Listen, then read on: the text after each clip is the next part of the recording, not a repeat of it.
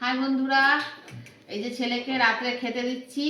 এই দেখো তরকারি হয়েছে আজকে কাবুলি ছোলা, আলু, কুমড়ো দিয়ে তরকারি করেছি।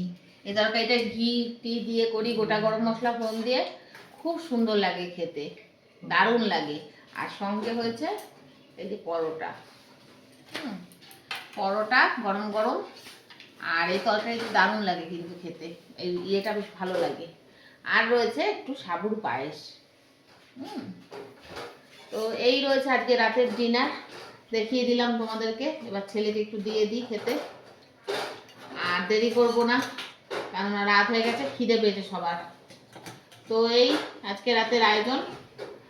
তাহলে বন্ধুরা আর বলার বিশেষ কিছু নেই, কেননা এই নিয়ে আর কি বা বলবো, খুব একটা কিছু নেই বলার।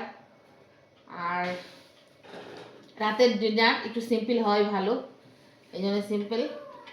আর তাহলে দেখা হবে খুব শিগগিরই আবার নতুন একটা ভিডিওতে। ততক্ষণের জন্য ভালো থেকো তোমরা, এটাই ঈশ্বরের কাছে প্রার্থনা করি। আর গুড নাইট।